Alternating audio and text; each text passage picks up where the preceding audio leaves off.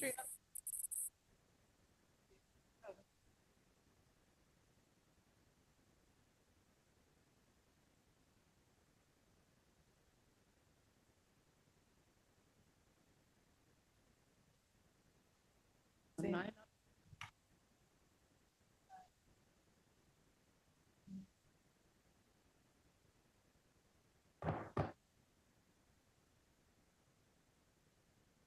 City Council Committee on Ordinances, Licenses, and Legal Affairs, co-posted the Committee of the Whole, met in council chambers on Wednesday, May 21st, 2025 at 6 p.m. for the purpose of discussing the matters listed. Below. Notice this meeting was posted on May 15th, 2025 at 3:42 p.m.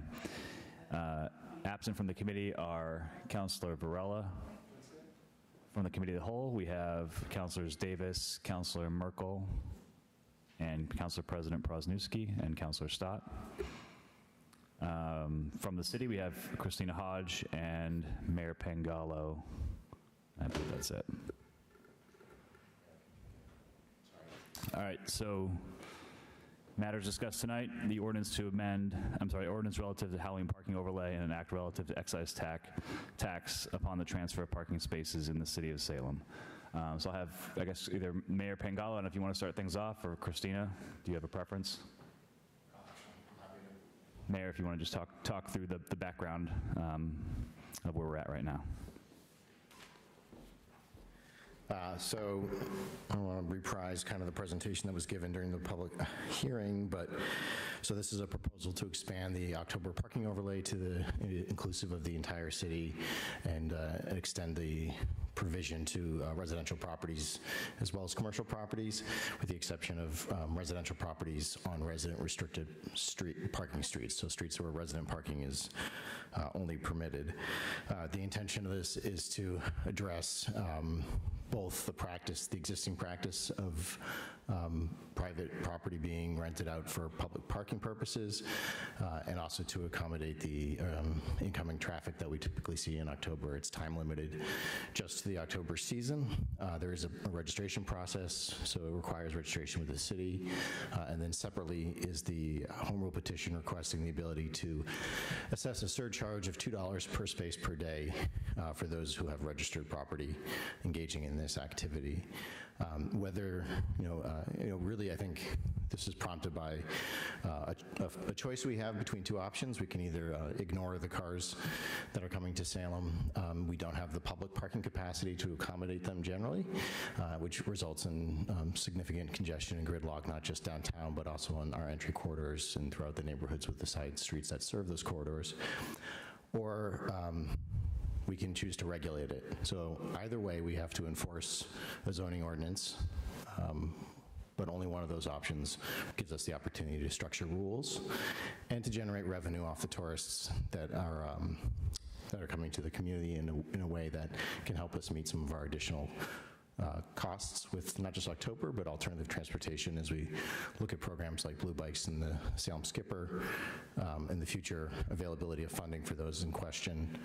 We're trying to identify ways to export the costs for those services to visitors and specifically place it on people that choose to come here by passenger vehicle when they have public transportation options that we think are much more advantageous. The $2 rate, to get a question about that, it's identical to the rate that is charged for the convention center surcharge for similar parking in several communities in Massachusetts, Springfield, Worcester, and Boston, I believe. It is charged per space per day that's registered for simplicity of implementation, so we don't have to have any kind of oversight of the number of cars who actually park there. We just look at the registry that will be created through the permitting process and then establish how many days you are registering to rent out those 2 or 3 spaces, and then generate the revenue based on that. And then lastly, I'd say that we asked the people of Salem to put up with a lot in October, and a large number of our businesses are trying to maximize the revenue in that particular season, which is understandable. The city is seeking to do so as well, because we have costs related to public safety, public works, as we discussed during the Haunted Happenings meeting.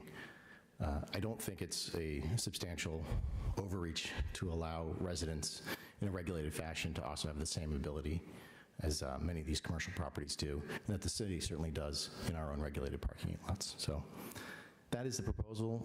I understand it came back from the planning board. The zoning ordinance came back from the planning board with their favorable recommendation, and yeah, I think that vote covers it. Maybe questions, general questions for Mayor Pangala before we get into the specifics with Christina? Councilor Marcelo. Thank you, Chair. Mayor Pangalo, does the excise also cover parking lots?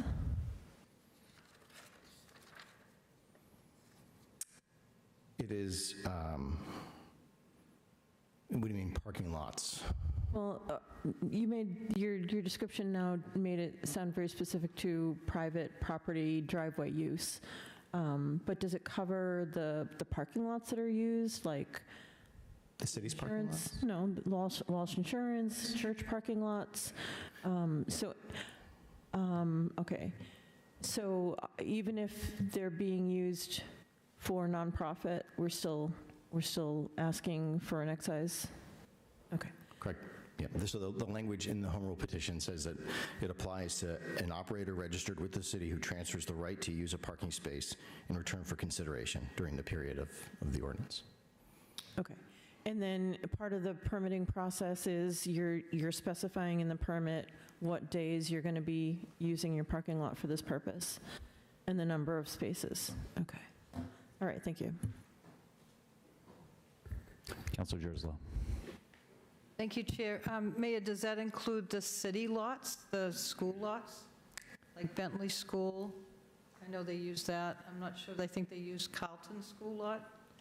How would you be able to put an excise on a city lot? So I would verify that with the city solicitor. I don't believe that it would, but I think that's something that I would want to confirm with the solicitor before I gave you a definitive answer on it. Okay, thank you. Any other questions from the council? If you could talk through just, I know that the enforcement was one of the concerns. What are the anticipated needs on enforcement with the way this ordinance is changing with the resident-only parking streets? So I think that so either way, whether there's an ordinance, a zoning ordinance allowing for this use or not, there's some enforcement mechanism that's required. If it's not an allowed use, it's a zoning violation. If it is an allowed use, then we can either enforce it as a zoning violation if they're not registered, or if they've registered improperly, then there's penalties under the ordinance that would follow. I think part of our goal is understanding through the registration process where these properties are, the number of allowed spaces, and the dates that the activity is taking place. And having that list will hopefully also reduce the number of calls to city enforcement inspectors to have to go in and inspect those locations.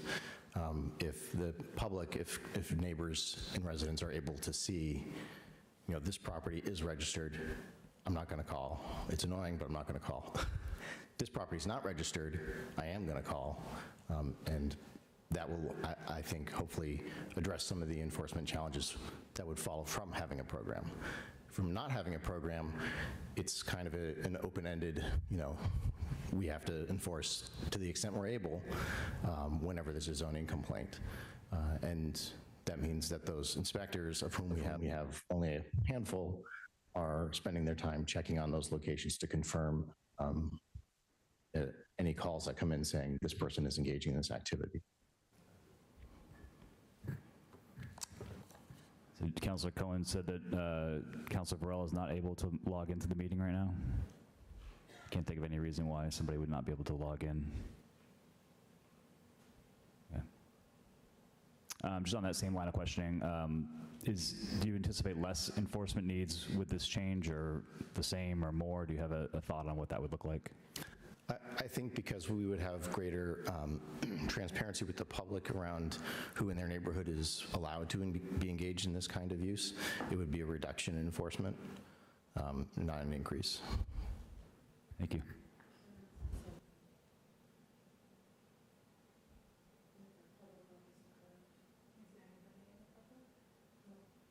No, we have nobody logged in. don't know. What? I mean, a meeting in person is still the primary method, so if there's an issue with the link, and I don't know that we can do anything about that at this point.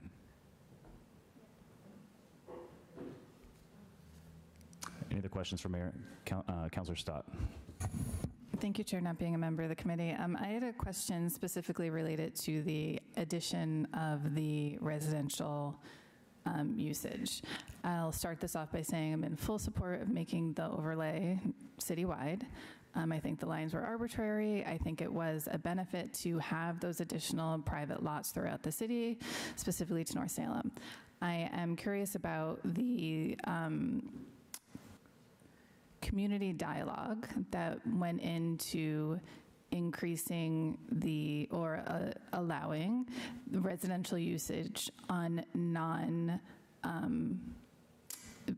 resident only parking and Halloween parking or October parking restricted streets.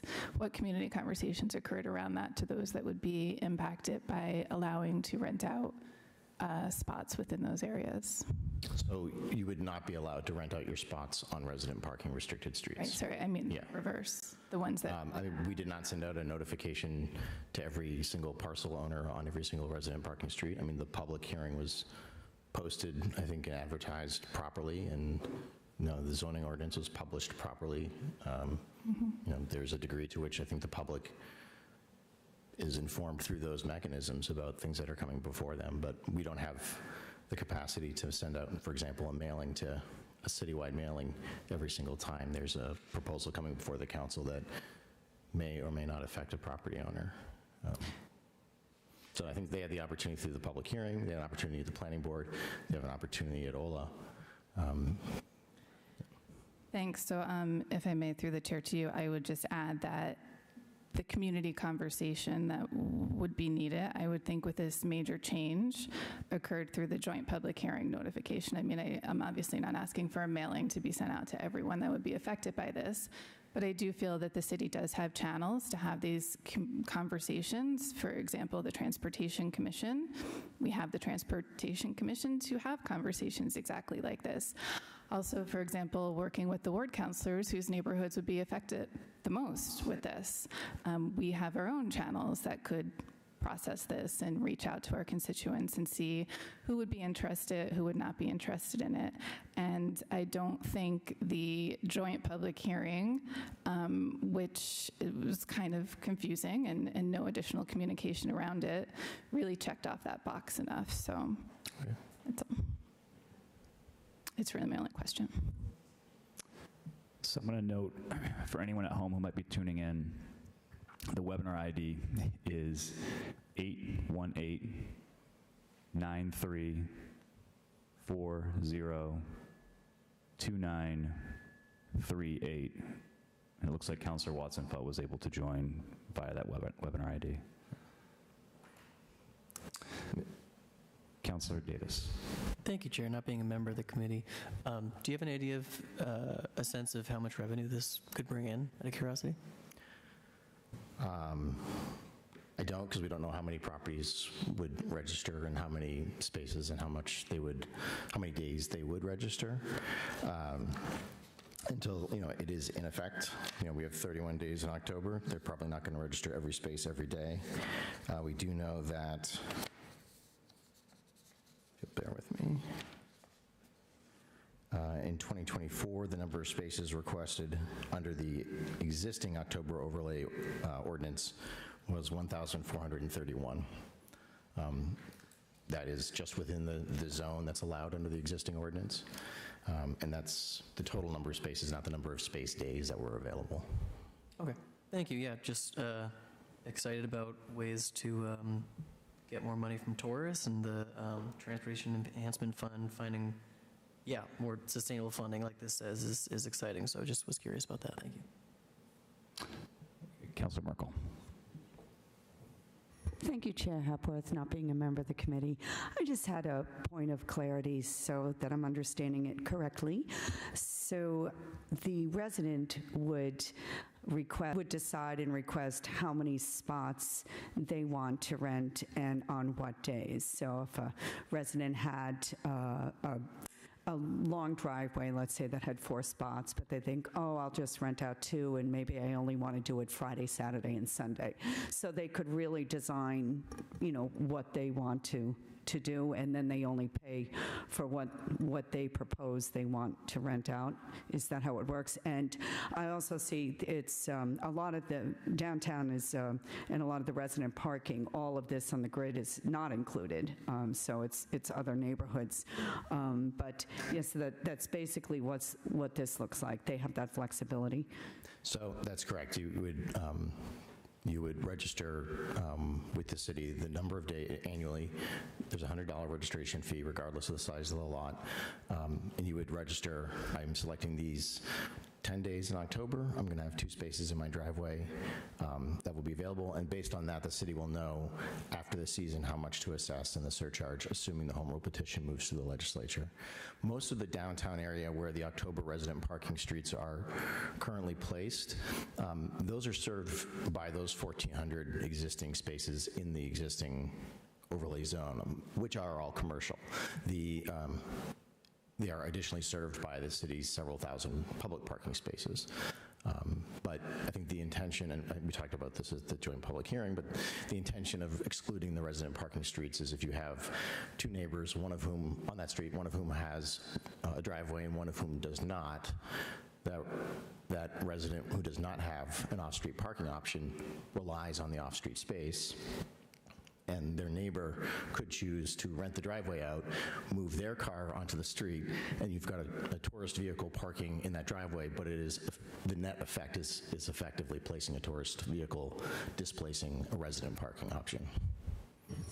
Yes, thank you. I agree with that. Yes, we certainly don't want to take their spots up. And also, I agree with extending the red circle for the commercial, the red lining for the commercial allowed parking. I was never a fan of that arbitrary red circle, so expanding that citywide, I'm definitely in support of, and thank you for the clarity. Councilor Morsillo. Thank you, Chair. I also am definitely in favor of increasing the zone for the whole city. My only question is, I can't say that I've walked all over the city in October, but the only areas where I've seen people selling parking spaces is in the downtown, where now they can't do it. So are we trading in one kind of enforcement for another? Are we going to have to then be doubling down and enforcing illegal rental of space in these areas where it's not allowed, which is where it was happening? I don't know. I mean, it would be conjecture for me to say if that's the case or not. I mean, I think that the trade-off is if we allow for it on the resident parking streets, it significantly disadvantages the residents who don't have off-street parking on those streets. And then you're, I think, contending with another challenge, another enforcement issue, just a different section of the code that we'd be enforcing. I mean, I would agree. I think that, yeah, I guess I'm still trying to figure out the private property use, the driveway use. Do we have any idea of how many calls there were for enforcement of illegal driveway use? So last October, the building department was called out 73 times to issue tickets for this particular kind of violation. And I just also want to, I don't think I clarified, on the resident parking restricted streets, the prohibition effectively on renting out of private parking spaces applies to residential property. It doesn't apply to a commercial lot that might, or driveway that might be in the resident zone. So you had, I'm sorry, how many? 73. 73 people were using their 70 personal property. 73 tickets were issued. Does that include commercial property also? Or is this just private homes? I believe that it's just on residential properties, but I would have to confirm that. Let me confirm with the building inspector. I only know that the total number of tickets issued was 73. Okay. All right, thank you. Zoning tickets, yeah. Councilor Jerslow. Thank you, Chair. Mayor, I know of two. One was a commercial on Webb Street, and one was a church on Forrester Street. I don't know where a church falls, if it's commercial or, yeah. Spiritual. Councilor Stott. Thank you. To tag off of that conversation, so I asked this earlier via email. You said the 73. They were called on 73 times, and citations were issued on, and you listed out streets. Every single street that was listed out is in the restricted parking area, whether it be Halloween, I keep calling it Halloween, October restricted parking or resident restricting parking. So I totally agree with my colleague that we're just going to continue to have that problem if they would still not be allowed to have the restricted park or the pay parking in this new ordinance change. And then the one note about not allowing those in that area to sell out their private parking puts them at a significant disadvantage over other streets that don't have the restricted parking.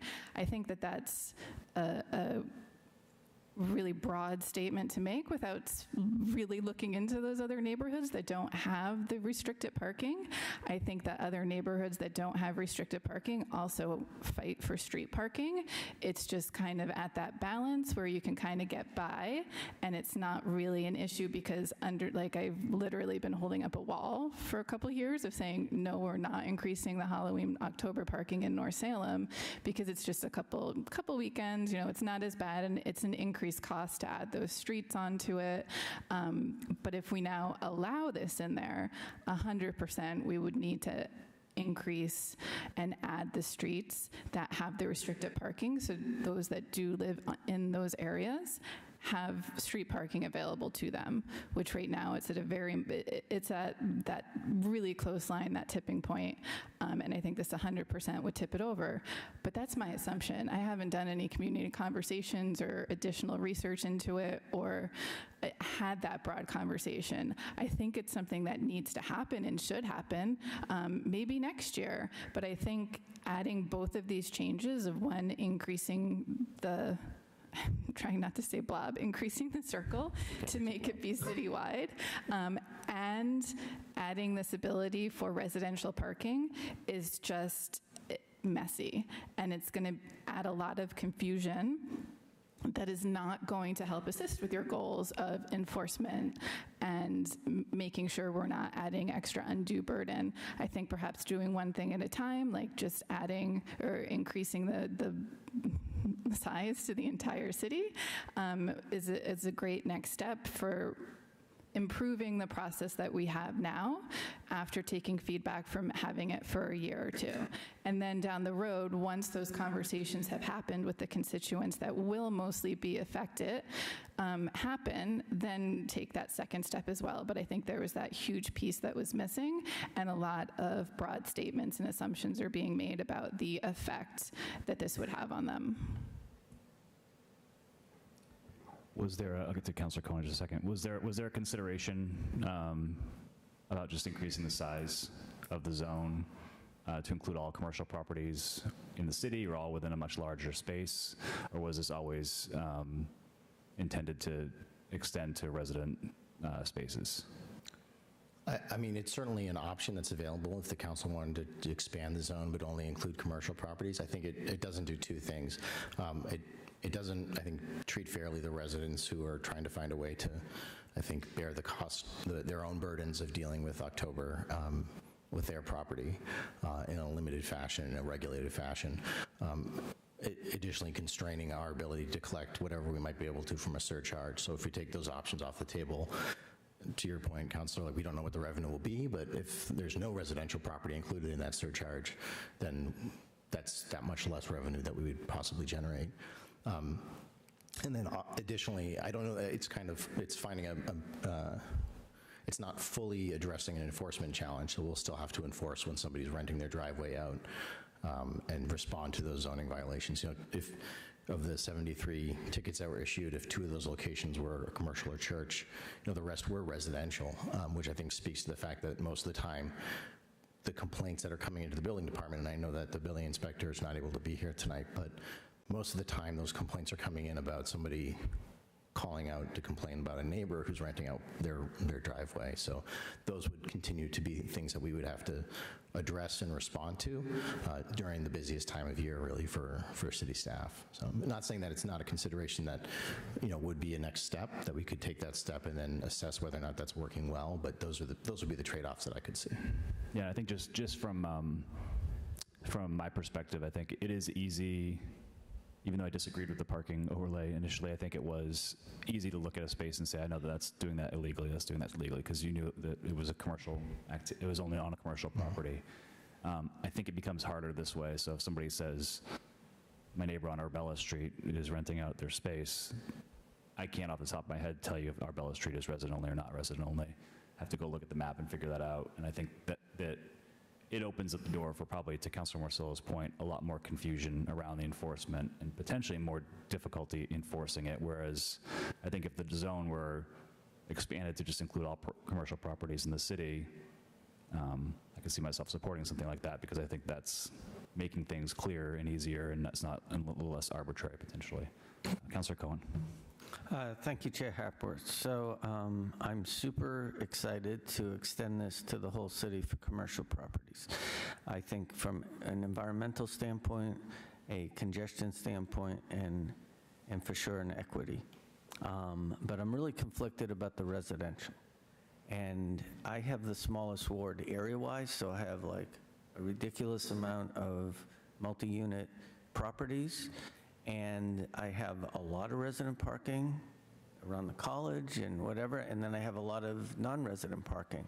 And ironically, the issues that I have are with, and I brought this up during the joint public hearing, there is a property on Lafayette Street that has a driveway in the back that can accommodate like 6 or 8 cars, and in October, the landlord forces everyone out, even though in the lease it says that they can park, that every unit has one spot, and that's not resident parking.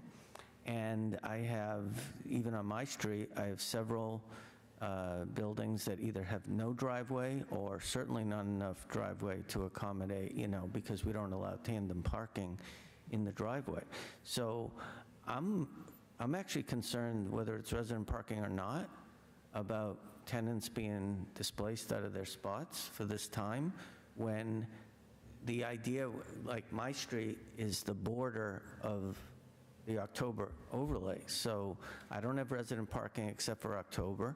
And if I didn't have resident parking in October, I would literally, if I was working in my old job, I'd literally was parking 5 or 6 blocks from my house, when I got home. So there's like so many people in the ward who, without that, are really encumbered to park. So I'm not sure that, one, the enforcement is like tenants are sometimes, afraid of, speaking against the landlord, even though in the lease they might have a spot. Does that make sense? And so I'm kind of concerned about the, maybe the unintentional consequence of this, where a lot of people will be renting out spots at the expense of their tenants. I don't know if that's something you guys have talked about. Can I respond? So yeah, I think circulated the staff had developed some draft regulations following the joint public hearing. There was a request to see what would potentially be advanced to the commission. The commissioner was sent it for informational purposes. So I just want to be clear, it's a staff proposal. It's not something the commission has voted on, because I think we're waiting to see what the ordinance would look like itself. And one of those regulations does stipulate that that the owners of rental properties may not use designated tenant parking spaces for the October visitor parking overlay. So there was some discussion about that, recognizing that there's a concern for there as well. I appreciate that, and I saw that, and I thought, yeah, that sounds good, but I think it's more than enforcement. I'm just saying, like, you can only enforce something if someone lets the city know that there's a problem, right? Like, no one's going to drive by and say, oh, that tenant had a spot in the backyard. That's my point. If I may, so, I mean, that's one of the benefits of having the registration process, is that we can identify this property is, you know, an 8-family property, you know, this lot is parking for those tenants. We are not going to allow them to register, and if they engage in that activity, it's a zoning violation, daily fee, fine, $300. Councillor Stott. Thank you, Chair. Not being a member of the committee, I just want to echo what Councillor Cohen said, that I fully agree that like tenants are not one to complain about their landlords, especially to the city, and that would put them in a very precarious situation that I would not want them to be put in. I wanted to comment, though, about the equitable comment that you made about enabling Salem residents that really feel the brunt of October businesses to benefit from this by renting it. But I feel like those Salem residents are the ones that live downtown, the ones that have the restricted parking, the ones that have the October parking. And it's even, I think, more confusing and less equitable to then say, oh, but not you. You can't actually benefit from this. So while I appreciate the intent and the idea and the creative solutioning that you're trying to do here, I don't like it. I think more conversation needs to happen. May I just briefly respond? I think that the benefit that those residents have is that they have the privilege of being able to have protected parking on the street. That's a public space that is private parking for them. You know, those are I think that's a trade-off, that they don't have the ability to generate revenue from this proposal, but they do have privileged access to a public street that even other residents of the city don't have. Right, but that's not a trade-off because they have that now. So then in addition, they're now also being told they cannot generate revenue, but others can. Anyway, I see what you're saying, though. I will finally say that while I am not a member of the committee, I definitely would make a motion, if I was, to amend the ordinance to only include commercial properties. I will say I did run some suggested language by the city solicitor, keeping it pretty simple and within the 4 corners. But I have that, I'm just blabbering. So basically, and I can share this with anyone, that it would change, removing out the verbiage that says, this would all be a deletion, except for residential lots located on a street designated for either resident permit parking section 75 or October resident parking section 75. So deleting all of that and putting right in front of it any non-resident lot. So each year during the period beginning on Friday to after October 31st, off-street parking spaces located on any non-residential lot, may be used for independent public parking. So that's kind of how our current ordinance is written. I am also adding in a line that was in the old one of parking on any lot shall only be permitted in spaces that are lawfully existing off-street parking. And then that would be really the only edits that I would request, and I can share this with the committee if interested. The final edit was at the end. Is that correct? Right after parking garage? I can share with the class.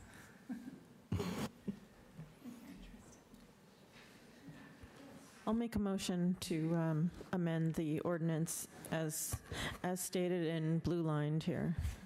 Blue-lined and deleted. The motion from Councillor Morcillo to accept Councillor Stott's amendment to effectively remove resident spaces from this ordinance to make it only commercial spaces. Seconded by Councillor Cohen. Any other discussion, Councillor Morcillo? Thank you, Chair. So I like the incremental approach that we're taking to trying to figure out this beast that is October parking. I do agree. I think we need more information on who's interested in doing this, and I think we just need more information. I think that the violations that you got were mostly in the area that is going to be restricted now, and so I still think they're going to try to do it. And so you're still going to have the violation. So I'm not sure what we're fixing here. I think that there is potential, though, for this. And I do think that there are some people who would be interested in renting out their driveway space. But I do agree with Councilor Stott that this is going to put more strain on the edges of this colored map, right? Which is what we're trying not to expand it, but it is going to affect that area outside of the downtown Halloween parking area. Well, if I may, so with the amendment, it wouldn't, right? Because that would only apply, the restriction on the resident parking streets only applies if you're allowing residents to use their. Correct. That's why I think we need more information from residents on if they're interested in this, how they're going to use this, what areas it's going to affect, what are we not thinking of here. If there's a lot of people that really are interested in this, I just don't know if that is true. I haven't gotten a whole lot of feedback from people who said that wow, this is amazing, and I'm going to rent out my driveway space. And most of my ward is outside of that restricted area. So I do want more information, and I'm not saying it's a terrible idea. I think that there's potential. I just don't know enough about it yet. Councilor Jerslow, then Councilor Stott. Thank you, Chair. I have to disagree. The 73 violations, I think, were mostly in Ward 1 and Ward 2. So residents are interested. Most of them, the only 3 ones I knew were Mike's Mobile was a commercial lot on Webb Street, and the church. The rest of them were residential properties. So I think it is an interest for the residents to do this. No, some of them weren't. They were actually, let's see, Forrester Street. They were in that area off of Webb Street, Briggs Street. I don't know if you have a list of. No, Forrester's. Just make sure we're keeping the conversation on the microphone. Forester is restricted because it's October resident parking. Okay. Well, there was another one. I think actually, well, I know some of my residents that had it were violated. Right. I don't want. Councilor Marcel. And the commercial spaces that you mentioned would be able to do it now because we're going to be increasing the overlay for the whole city. So it's really just the private properties. And as Councilor Stott said, she looked through the list of violations and they were in the restricted areas. So that's. Councilor Stott and then Councilor Cohen. Thank you, Chair, not being a member of the committee. I just wanted to echo what I said earlier, that I appreciate the creative problem solving, and I hate having to throw away the whole idea of the allowing residential private property to be included in this, but I just think it needs to be sussed out a little more. There are too many questions of what are the downstream effects going to be here, mostly being the request for restricted parking expansion. What's the cost for that? How's the enforcement of that going to happen? All of those things. So I think an incremental approach is a good idea. We can take stock of how this change affects next year and then have the whole year to continue to have that conversation, which I'm happy to help with. Councilor Cohen. Thank you, Chair. To Councilor Jerslow's point, I'm actually not adverse to residential component. I just feel like even just in this, I've always been adverse to the idea that it can happen and it can affect tenants, in a bad way. But even just in this conversation that we've had, I think there's more information. Just like Councilor Marcello, I have plenty of places that could accommodate this, and no one's actually said, why can't I charge for my parking spot? I mean, I have some residential areas that the parking looks commercial, you know what I mean? It's like I have some pretty big buildings, that have, 60 units in them. So I just think that we can maybe get there. I just don't feel like we're there yet. And I think that, the conversation we're having now, maybe what can be done to survey the public a little better. Councilor Jerslow, then Councilor Merkel. Thank you, Chair. I just wanted to clarify the people that I was talking about. It was before October. It wasn't during the October resident parking only, it was in September that they were violated. That's why I just wanted to clarify that. Thank you. Councilor Merkel. Thank you, Chair Hapworth, not being a member of the committee. I just had a question. I don't see, the $2 per space in addition to the $100 registration fee. Is that part of, the commercial? That doesn't, that's not applicable to this? I'm just a little confused. It is. It was separately filed as a home rule petition because it has to go to the legislature for a special act. So there's the larger conversation I think has been happening around the zoning ordinance.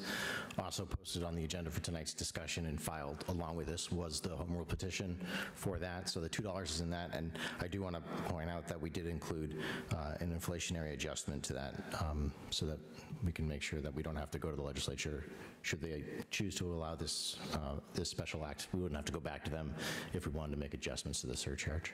Okay, thank you. That was my question. I didn't know where the $2 was landing. Oh, yeah. Thank you for that clarity. So to be clear, the $2 would apply to, in this case, if this amendment were to pass, to just commercial spaces going forward. There's no changes needed on. That's correct. Yeah, the home rule petition language doesn't specify commercial or residential, doesn't distinguish resident parking streets. That's entirely in the zoning.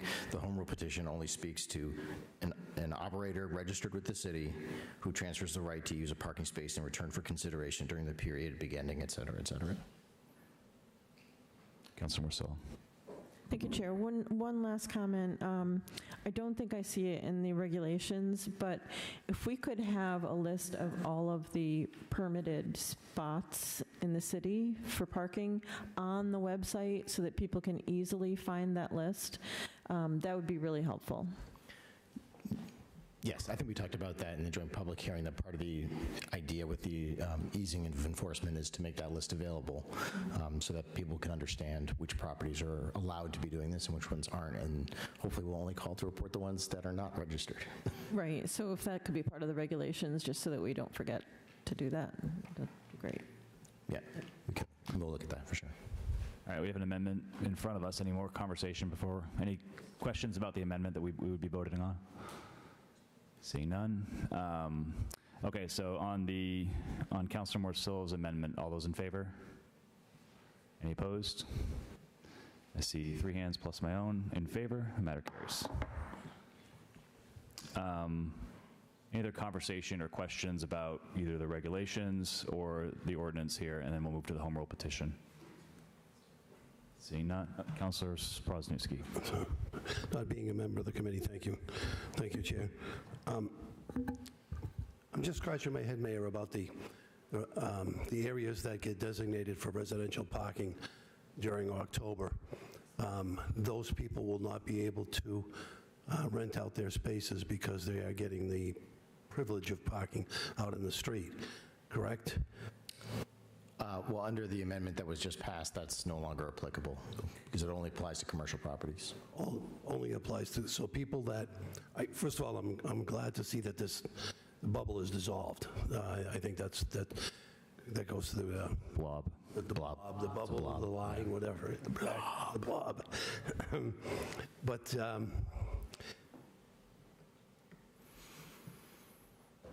the other part of it was, is the city going to be talking about a set fee for how much residents or properties can charge for renting spaces during Halloween? Is there any talk about, because some places charge, I mean, 5-6 years ago they were charging $50 a space and some other people are charging $10, $20 a space. Has there been any talk about the ones that we're going to be in charge of enforcing? Is there going to be a fee structure set for that? That's not proposed in the regulation. That's been drafted, so. Okay. Okay. All right, that's it for now. Thank you. Any other questions or comments before we move to a vote on this? Seeing none, so the ordinance as amended, all those in favor? Any opposed? Matter carries. All right, and we'll move on to the home rule petition. Sorry. I think the intent of that vote was to refer that back to the full council with a positive recommendation, but we can take as amended. but we'll take that vote again. So okay, Counselor Cohen. I move that we refer the amended ordinance to the full council with a positive recommendation. Counselor Cohen moves to refer to the full council as amended with a positive recommendation, seconded by Counselor Morcillo. All those in favor? Any opposed? Matter carries. All right, on to the home rule petition. Any questions, comments, or concerns from the council? For the people at home, Mayor Pangala, do you want to just briefly explain what this home rule petition would accomplish? Yep. So this petition would authorize the city to assess an excise of $2 per space per day for any public parking on private property authorized by the zoning code. As I mentioned, the rate established by this is similar to that authorized to the cities of Boston, Springfield, and Worcester pursuant to the Convention Center Financing Act. While those revenues are used to support the city's convention centers, the special act proposed for Salem would direct these revenues to our Transportation Enhancement Fund to provide a more sustainable funding source for programs like our on-demand rideshare shuttle, the Salem Skipper, and our bike share program, Blue Bikes. The language of the special act authorizes the city to increase the rate annually by 25 cents. I think that pretty much summarizes it. Any questions or comments or concerns? Councilor Jerslow. Thank you, Chair. Just one question. How are they, say Mike's Mobile, say they're going to have 20 spaces, but they're only registering 10 with you, and they're still renting out 20 or 30. Are you going to be enforcing that? Yep. So the intention would be to conduct random audits of the registered properties in a violation of your registration. So if you say, for example, I'm registering 10 spaces, but I'm renting out 20 and not telling you about the other 10, results in both a fine and also the loss of the ability to register that property in future years. Thank you. All right. So on the home rule petition, any motions? Councilor Cohen. Thank you, Chair. I move that we refer this to the full council with a positive recommendation. Councilor Cohen moves to refer to the full council with a positive recommendation, seconded by Councilor Jerslow. Any discussion? All those in favor? Any opposed? Matter carries. All right. Anything else? Motion to adjourn. Councilor Morcillo moves to adjourn. All those in favor? Any opposed? We are adjourned. Thank you, Mayor. Thank you. You're welcome. It was fun. Let's do this again sometime soon.